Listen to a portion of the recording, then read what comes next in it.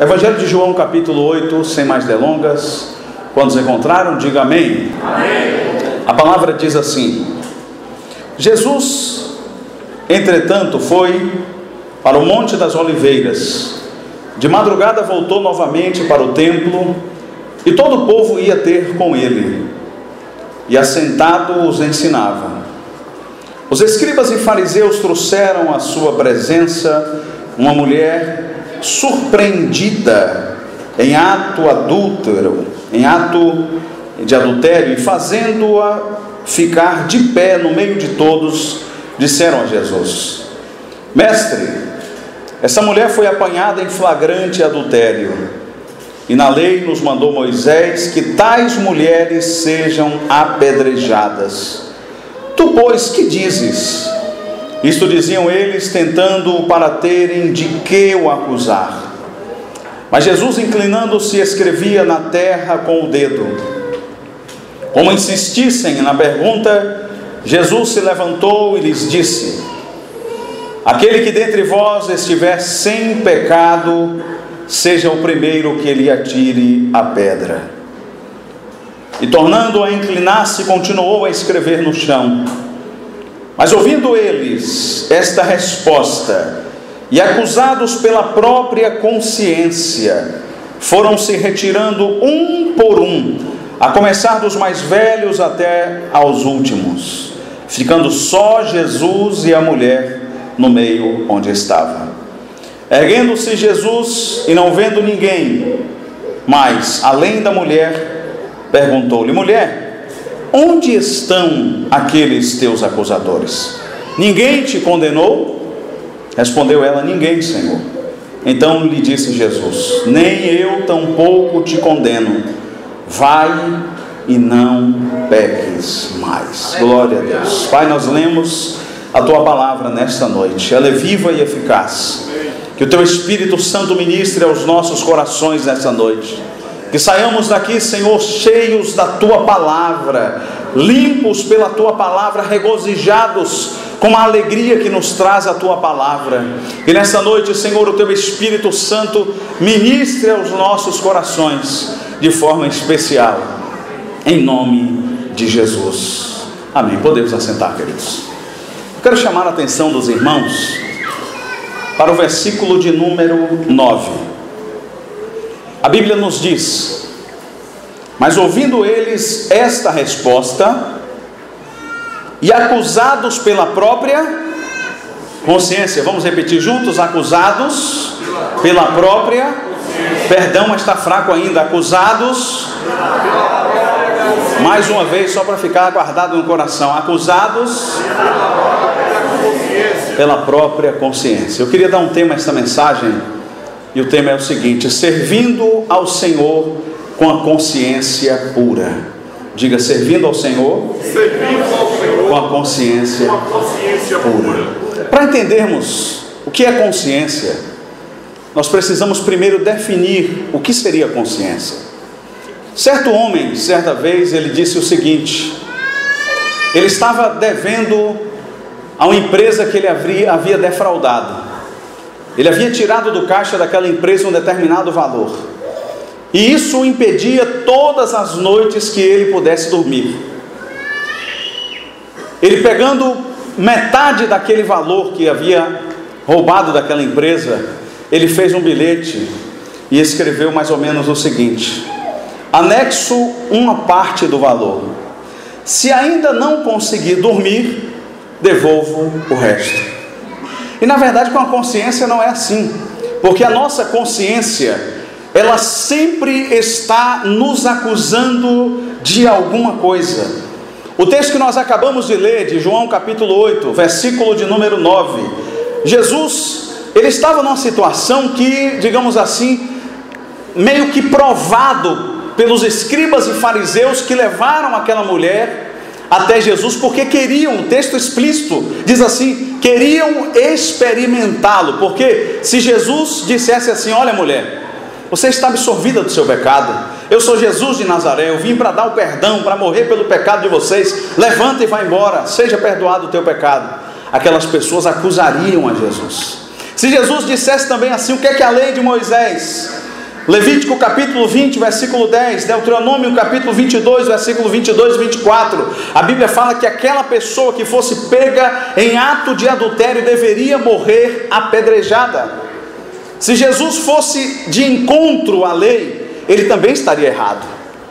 Mas é interessante que Jesus estava ali escrevendo, e a Bíblia diz que ele toca a consciência das pessoas. Ele toca a consciência daquelas pessoas, e a Bíblia diz que levantando-se, lançando a pedra ao chão, um a um, foram se retirando. A consciência, segundo a Bíblia de Estudo Genebra, ela diz que é uma instância, um poder implantado em nós, que avalia moralmente os nossos atos, os nossos pensamentos, os nossos planos e as nossas opiniões. Vamos buscar também alguns outros teóricos que falavam a respeito da consciência. E outro disse o seguinte, que a consciência é aquela voz interior que impele a pessoa a fazer o que é certo. A consciência, segundo o desígnio divino, deve ser o nervo central de nosso ser, que reage ao valor moral intrínseco dos nossos atos. E um exemplo bem simples de outro teórico, ele disse o seguinte, que a consciência é como um triângulo que está dentro de nós. Cada vez que nós cometemos uma injustiça, cada vez que nós fazemos algo de errado, esse triângulo se move dentro de nós, gerando dores em nossa vida. A consciência é algo que está dentro de nós, que é uma parte do Espírito. O Espírito é dividido em 3 partes: consciência, comunhão e intuição. A intuição é aquela parte que Deus muitas vezes nos avisa quando vamos fazer uma viagem, quando vamos fazer um negócio, quando vamos fazer alguma coisa e não sentimos paz naquilo. E a nossa intuição diz: não faça, e você faz e dá errado. A nossa comunhão é a parte do Espírito onde nós contatamos a Deus, onde temos comunhão com Deus. Mas e a consciência? A consciência é a parte do Espírito que vai nos mostrar como uma balança o certo e o errado, o peso das coisas, aquilo que nós estamos fazendo, se agrada a Deus ou se não agrada a Deus. E a principal característica da consciência é acusar. Peraí, pastor, a gente já tem um acusador que acusa-nos diante de Deus de dia e de noite. Quem é esse acusador? Satanás, o inimigo das nossas almas. Mas nós temos dentro de nós algo que também nos acusa quando estamos fazendo o que é certo, quando estamos fazendo o que é errado principalmente. E uma das principais funções que eu encontrei da consciência foi acusar. Leia comigo Romanos, capítulo 2, versículo de número 15. Carta do apóstolo Paulo aos Romanos, capítulo 2, versículo 15. Veja o que a palavra diz. Estes mostram a norma da lei gravada no seu coração, testemunhando-lhes também o quê? A consciência e os seus pensamentos mutuamente, fazendo o quê? Acusando-se ou defendendo-se. O que eu acabei de dizer dessa balança que é a nossa consciência, ela tem essas duas funções: nos acusar ou de nos defender. E é interessante, meus irmãos, porque uma das finalidades da consciência é justamente expor a nossa culpa diante de Deus. Deus colocou a consciência dentro de nós para nos acusar e para mostrar a nossa culpa diante de Deus, mas com um propósito, com um objetivo. E qual o propósito é esse? Nos levar ao arrependimento. Diga, me levar ao arrependimento. Porque através da consciência eu começo a ver o que está errado em mim, se eu estou trilhando por caminhos maus, se eu estou fazendo o que é errado diante de Deus, porque a consciência nos acusa, a consciência nos faz ver aquilo que está errado em nós, que precisa ser acertado, aquilo que está errado em mim, que precisa de arrependimento diante de Deus.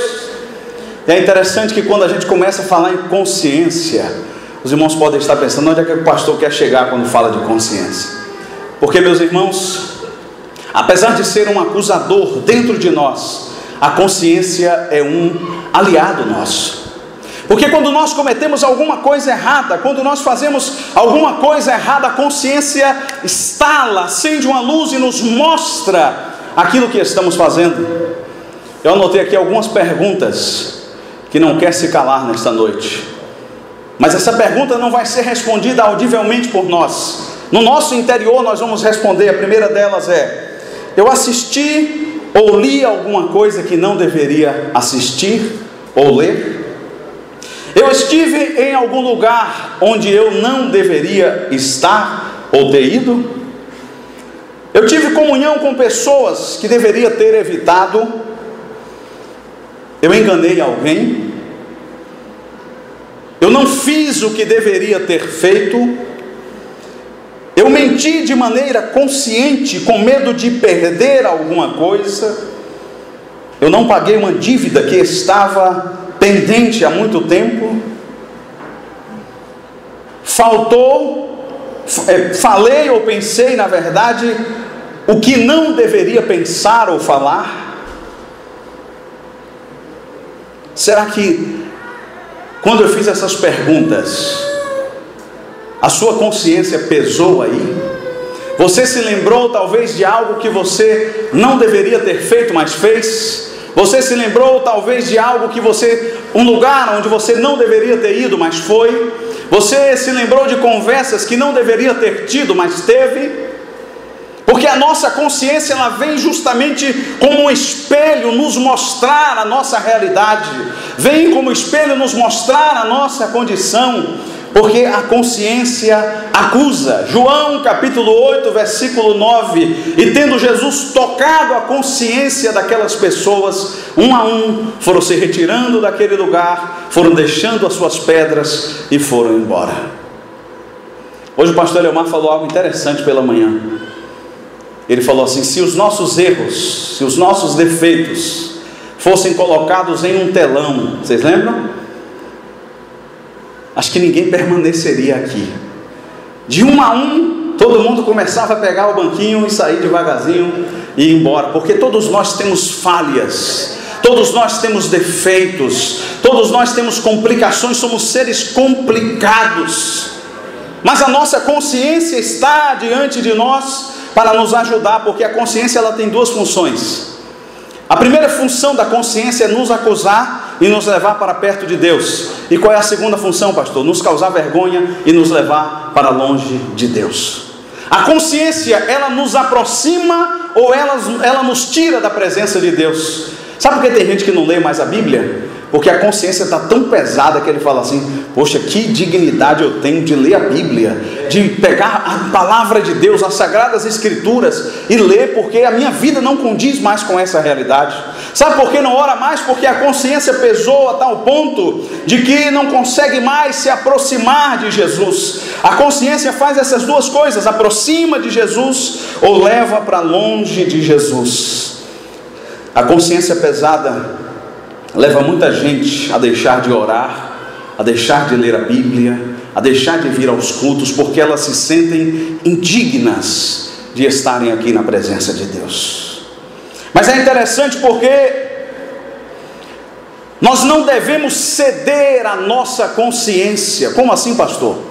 Eu não devo ceder à minha consciência no seguinte aspecto: eu devo permitir que a minha consciência me acuse, mas eu tenho que buscar respaldo em Deus para purificar a minha consciência de toda a condenação. É verdade.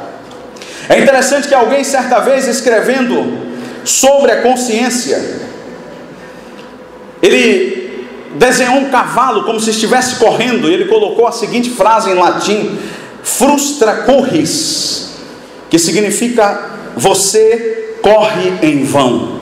Segundo aquele homem, ele disse que não poderíamos correr jamais da nossa própria consciência, porque ela vai estar sempre diante de nós. A nossa consciência vai estar sempre nos acusando.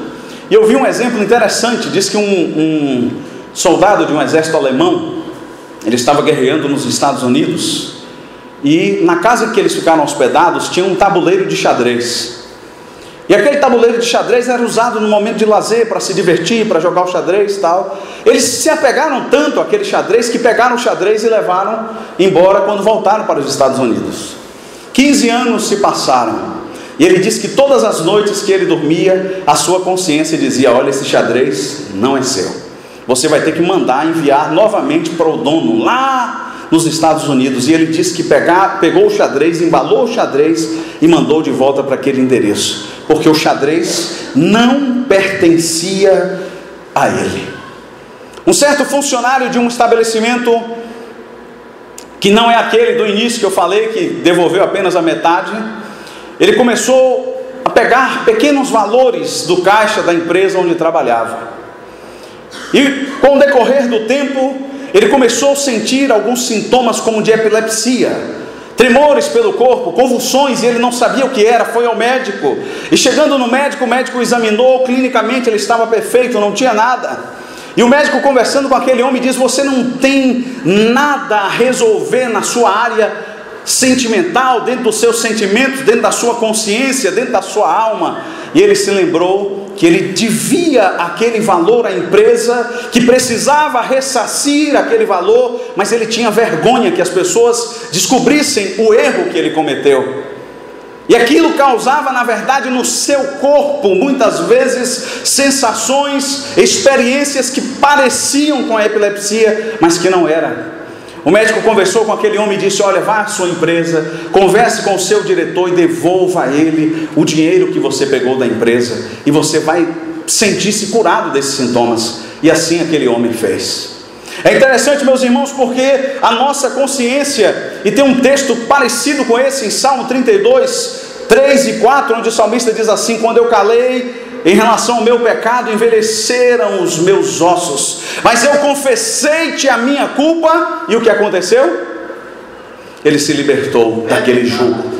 Muitos de nós, muitas vezes, fazemos algo no passado, que vamos remoendo, que vamos levando, que vamos trazendo nos nossos ombros no decorrer da nossa vida, que nos impede de estar bem em comunhão com Deus, em comunhão com as pessoas, e que nós precisamos resolver essas situações do passado. Porque a consciência condena, porque a consciência culpa, porque a consciência mostra aonde está errado, e nós precisamos atender a voz da consciência. A voz da consciência é para o nosso bem, a voz da consciência é para que possamos melhorar na nossa condição. Mas há uma parêntese que eu queria abrir nessa mensagem. A consciência também, ela pode parar de acusar. Certa vez um homem, ele estava desempregado, e aquelas pessoas que têm a mente vazia, e tem um ditado que diz que mente vazia é a oficina do diabo. Ele falou assim: rapaz, eu estou sem dinheiro, eu vou pegar uma bicicleta por aí, vou roubar uma bicicleta para fazer um dinheiro. Pegou a bicicleta, disse que na hora de roubar a bicicleta, ele passou, a bicicleta estava sozinha, e ele olhou para a bicicleta olhou para ele, e deu aquele clima, ele montou na bicicleta e levou a bicicleta embora.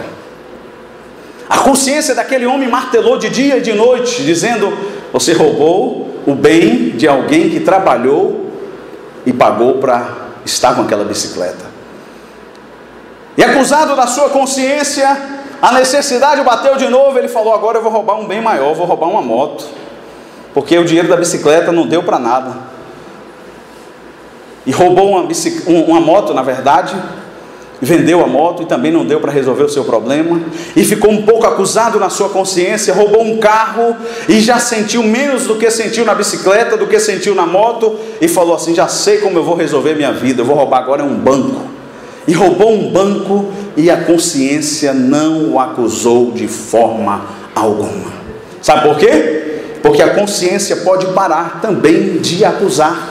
A consciência, ela é manipulada muitas vezes pelo diabo. O diabo entra e manipula a nossa consciência de forma com que a nossa consciência não sinta mais acusada por aquilo que nós cometemos ou por aquilo que nós deixamos de fazer. Diga para você mesmo assim: a minha consciência deve ser dominada unicamente por Jesus. A nossa consciência deve estar subjugada, dominada a todo tempo por Jesus, porque é Ele que nos ajuda e nos impulsiona para o bem, é Ele que nos ajuda e nos impulsiona para a vitória, se deixarmos que Satanás entre na nossa consciência. Por isso que tem muitas pessoas que fazem atrocidades e depois dizem assim: minha consciência está tranquila.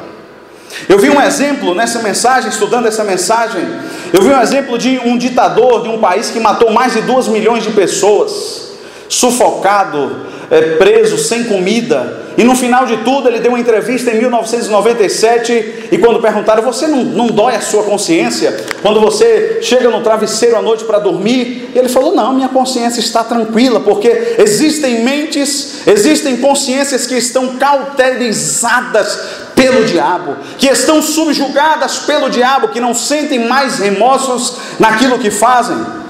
A consciência, ela pode se tornar insensível. Abra comigo a palavra, a carta do apóstolo Paulo aos Efésios, capítulo de número 4, versículo de número 19, é o que a palavra diz para você nessa noite.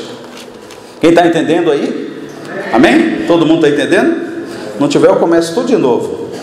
4:19, brincadeira, irmãos. A palavra diz assim, vou ler o 18 e 19. Obscurecidos de entendimento, alheios à vida de Deus, por causa da ignorância em que vivem, pela dureza do seu coração, os quais, tendo se tornado o quê?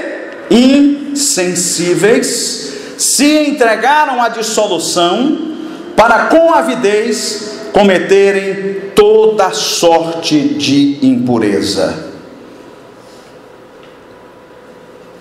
É interessante, meus irmãos, porque quando o apóstolo Paulo fala sobre isso, alguma tradução diferente aí? Alguém leu alguma forma de... A tua fala como, Nilda? O 19. 19? Os quais haviam perdido todo sentimento de integridade, absolução, para com evidência, como fez. Ou seja, o homem... ele chega a um momento, e a epígrafe do texto fala sobre a santidade cristã oposta à dissolução, em que os homens vão se entregando, que os homens vão vivendo, que vão se esquecendo de Deus, vão perdendo, na verdade, a sensibilidade em relação às coisas de Deus. Vocês lembram daquele exemplo do índio que eu falei, do triângulo, que se move gerando dores? Esse homem que eu falei que matou milhões de pessoas, perguntaram para ele: você sentiu alguma coisa? Você tem alguma culpa? Tem alguma coisa que coloca na sua consciência? Ele falou: rapaz, eu não sinto nada. O triângulo parou de girar, o triângulo parou de fazer sentir dores, e muitas pessoas estão vivendo assim, porque na verdade a sua consciência pode estar fraca. 1 Coríntios, capítulo 8, versículo 7, olha o que a palavra de Deus diz para nós nessa noite. 1 Coríntios 8, 7. Entretanto, não há esse conhecimento em todos, porque alguns, por efeito da familiaridade até agora com o ídolo, ainda comem destas coisas, como se a eles sacrificadas. E o versículo, a parte final do versículo diz assim: e a consciência destes, por ser fraca, vem a contaminar-se. Tem algumas pessoas que estão com a consciência fraca. Quer ver um exemplo de consciência fraca? Um hindu, por exemplo. O hindu, eles têm a vaca como animal sagrado. A gente não come aqui a vaca? Não mata para comer? Lá, eles não matam a vaca de forma alguma. A vaca é um símbolo sagrado para o hindu. Mas sabe o que eles fazem? Eles pegam os filhos, fazem uma fogueira e jogam os filhos dentro da fogueira para queimar, sem nenhum dolo, a consciência não acusa de forma nenhuma. A vaca é sagrada, mas o filho pode ser queimado em uma pira, né? Você já ouviu falar na pira olímpica, aquela bacia cheia de fogo? Eles sacrificam ali aos seus deuses com a maior naturalidade. Por quê? Porque a consciência do homem pode ser fraca, a consciência do homem pode se tornar insensível, a consciência do homem pode se tornar cauterizada. Tem alguém da saúde aqui? Quer que é cauterizar? Cauterizar é uma espécie de enrijecer, onde não se sente mais nada. onde não há sensibilidade. A consciência, do hindu, muitas vezes com uma ovelha é sacra, mas com uma criança pode ser lançada no fogo, porque a consciência ela se adapta às normas morais do ambiente onde o indivíduo está inserido. Quer ver um exemplo? Tem um país aí que crente pode tomar cerveja. Que país é esse? Alemanha, né? Alemanha pode beber vodka, pode beber cerveja. Aí eu perguntei a um irmão assim: se tu sair daqui do país e for para lá? Aí o irmão falou assim: rapaz, eu não sei não. Eu falei: não, o mesmo princípio que eu temo a Deus e sirvo a Deus no Brasil, é o mesmo princípio que eu sirvo a Deus e obedeço a Deus em qualquer lugar onde eu vou estar. Mas tem pessoas que falam: não, a cultura aqui do país, da Alemanha, é tomar cerveja. Eu conheço uma crente que na rede social dela tem uma foto, como é que chama aquele negócio? Grande assim? A tulipa, né? Uma tulipa de cerveja grande no meio das pessoas, fotografando pastores que bebem, pessoas que... porque a cultura daquele país é essa. Então a consciência ela se adapta às normas morais do ambiente onde se está. E é interessante que a gente é assim, a gente costuma dar opinião, tentando se justificar a respeito de todas as coisas que acontecem conosco. Um dia chegaram para um homem sábio e perguntaram a ele assim: vem cá, existe um termo chamado dialética. Dialética é uma forma de você argumentar a respeito de alguma coisa e contra-argumentar com uma opinião que você tem. Ou seja, você discordar a respeito de alguma coisa com uma opinião que você tenha. E aí perguntaram a esse homem sábio dizendo o seguinte: se chegarem, ele falou assim: você poderia me dar um exemplo do que é dialética? Ele falou assim: olha, eu vou explicar a vocês com um exemplo. Um homem está sujo e um homem está limpo, e eu ofereço um banho. Quem quer tomar banho? Quem é que vai aceitar o banho? Quem é? A mente da gente diz que é o que está sujo. Mas o que está sujo, às vezes ele pode estar sujo porque ele gosta da sujeira, não gosta de tomar banho. O que está limpo talvez gosta de andar asseado, limpo, e talvez possa aceitar o banho. Aí eu pergunto de novo: quem quer tomar o banho, o que está sujo ou o que está limpo? Aí você já diz assim: então é o que está limpo. Não, não é o que está limpo, é o que está sujo que está precisando de banho. É o que está sujo que está precisando se lavar, é o que está sujo que está precisando. Ou seja, nós vamos ter 3 versões para esta mesma pergunta em relação à mesma situação, de acordo com o argumento que a pessoa usa. O que é que você está querendo falar com isso, pastor? É que muitas vezes nós usamos tantos argumentos para justificar as coisas erradas que nós fazemos, e até a nossa consciência nos ajuda em relação a isso. Quer ver um exemplo? Muitas vezes nós precisamos treinar a nossa mente, a nossa consciência a andar segundo os preceitos do Senhor. Porque tem alguns momentos que a gente vai falar assim: mas espera aí, a consciência acusou, mas só um pouquinho não tem problema.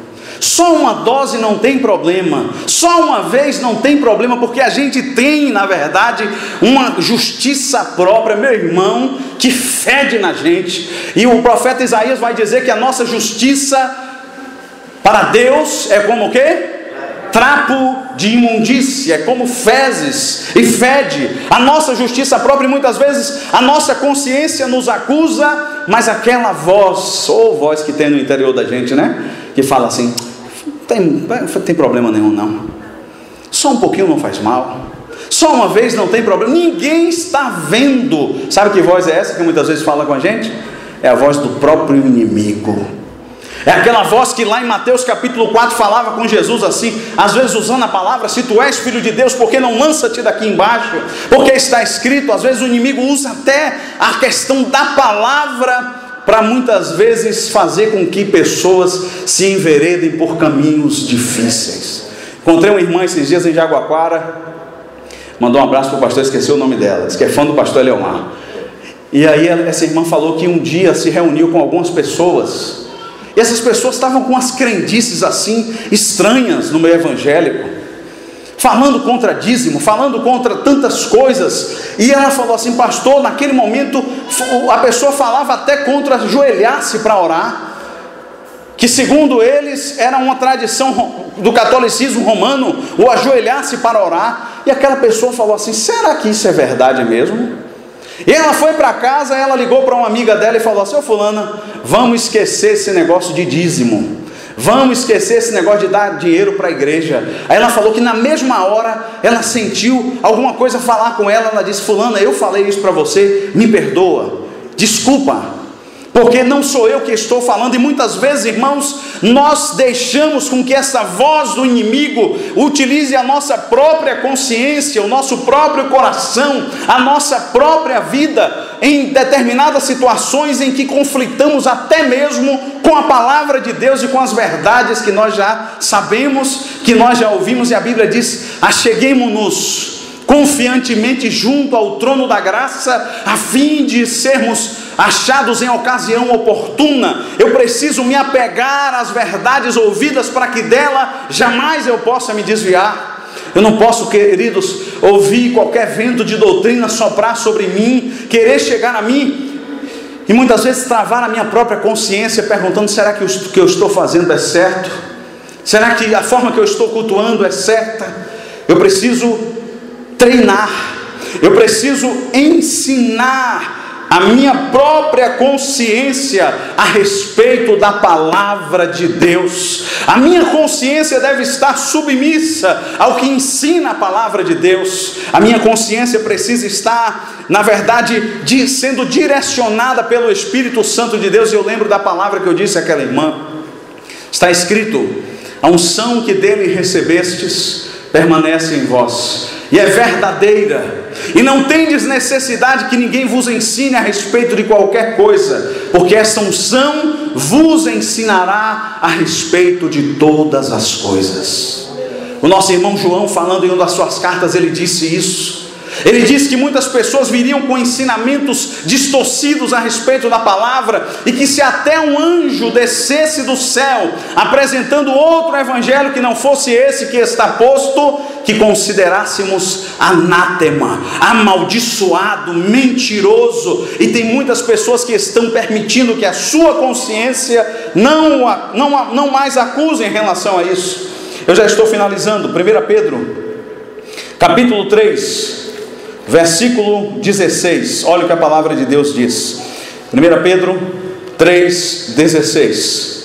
A Bíblia Sagrada diz o seguinte: fazendo-o todavia com mansidão e temor, com a boa consciência, de modo que, naquilo em que falam contra vós outros, fiquem envergonhados os que difamam o vosso bom procedimento em Cristo. Qual a expressão que usa aqui? A boa consciência. A minha consciência precisa estar subjugada ao Senhor. 2 Coríntios capítulo 1, versículo 12, para terminar.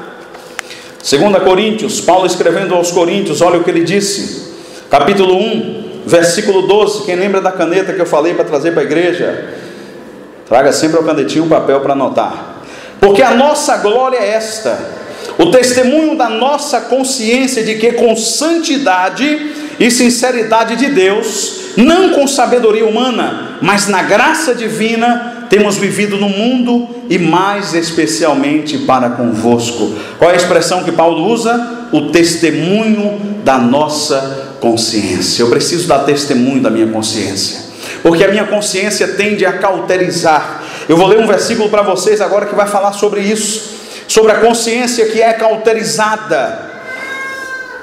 O apóstolo Paulo, escrevendo a Timóteo, em 1 Timóteo capítulo 1, versículo 19, ele diz assim: tendo rejeitado a boa consciência, vieram a naufragar na fé. Eu preciso estar atento, meus irmãos, àquilo que direciona a minha consciência, aquilo que a minha consciência está mostrando para mim, aquilo que a minha consciência está mostrando no meu coração, no meu interior. Eu preciso estar atento, porque ela vai direcionar a uma acusação que vai me levar ao arrependimento.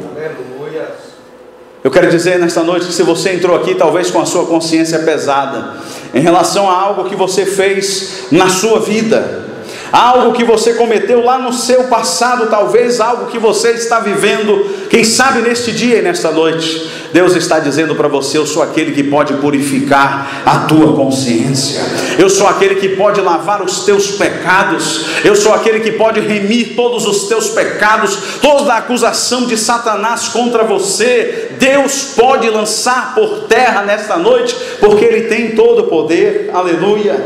Eu quero ler o último texto para terminar. Tinham mais textos aqui, mas eu vou ler só 1 João. Eu quero que você abra a sua Bíblia, você marque aí também, para você ler depois. Carta de 1 João, capítulo 3, versículo 19. 1 João 3, 19. Olha o que a palavra de Deus vai nos dizer nessa noite. Louvado seja o nome do Senhor. 1 João 3, 19 até o 22. Eu quero ler do 18 até o 22. A palavra diz assim: filhinhos, já é a última hora. E como ouvistes que vem um anticristo, também agora muitos anticristos têm surgido, pelo que conhecemos que é a última hora. Versículo 19: eles saíram de nosso meio, entretanto não eram dos nossos, porque se tivessem sido dos nossos, teriam permanecido conosco. Todavia eles se foram, para que ficasse manifesto que nenhum dele é dos nossos. 20: e vós possuís unção que vem do Santo, e todos têm de conhecimento. Não vos escrevi porque saibais a verdade, antes porque a sabeis, e porque mentira alguma jamais procede da verdade. Quem é mentiroso senão aquele que nega que Jesus é o Cristo? Este é o anticristo, o que nega o Pai e o Filho. Meus irmãos, nós precisamos estar atentos nesses últimos dias em relação a muitas falsas doutrinas que têm surgido, há muitos falsos ensinos que muitas vezes querem mudar até a nossa própria consciência, ou querem cauterizar a nossa própria consciência. Mas nesta noite, que possamos aprender com aquele texto que lemos inicialmente em João, capítulo 8, versículo 9. E tendo Jesus tocado a consciência, começaram a sair uns após outros, porque a nossa consciência é algo que nos ajuda diante de Deus. Que nessa noite Deus possa mostrar aquilo que está em nós, aquilo que talvez seja imperfeito, aquilo que talvez precise melhorar, aquilo que porventura tem nos tirado da presença de Deus. Que Deus possa nos dar clareza e luz, para que venhamos vencer todas as dificuldades da nossa vida em nome de Jesus. Para que possamos, irmãos, conseguir manter a nossa consciência subjugada a Deus, a palavra de Deus, e vencendo todas as tentações em nome de Jesus. Se a tua consciência se cauterizou na tua caminhada cristã, se você não ouve a sua consciência falar com você mais como você ouvia no passado, é hora de nesta noite você se arrepender e pedir ao Senhor: Senhor, perdoa todos os meus pecados, me lava de todas as minhas iniquidades e purifica a minha consciência de toda a condenação em nome de Jesus. Paulo, escrevendo aos Romanos capítulo 8, ele disse assim: agora pois nenhuma condenação há para os que estão em Cristo Jesus, que não andam mais segundo a carne, mas segundo o Espírito. Que Deus nessa noite continue ministrando ao seu coração. Feche os seus olhos nessa noite. Pai amado, Deus querido e bondoso, nós estamos aqui em tua presença, Senhor, e nessa noite o Senhor nos falou a respeito de como servir ao Senhor com a consciência pura, assim como aquela mulher, Senhor, que foi diante de ti acusada pelos homens, assim como aquela mulher que foi açoitada, estava prestes a ser apedrejada por causa do seu pecado. Quantos de nós aqui nesta noite, Senhor, temos pecado diante de ti?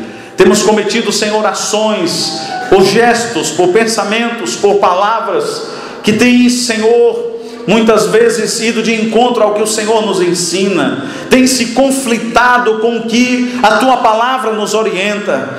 Mas que nesta noite, Senhor, possamos abrir o nosso coração e permitir que o teu Espírito Santo possa purificar a nossa vida de toda má consciência, que toda consciência cauterizada caia por terra em nome de Jesus, e que possamos, ó Deus, ouvir esta voz interior, colocada pelo Senhor nas nossas vidas, que fala e que direciona a nossa vida sempre para buscar ao Senhor em espírito e em verdade.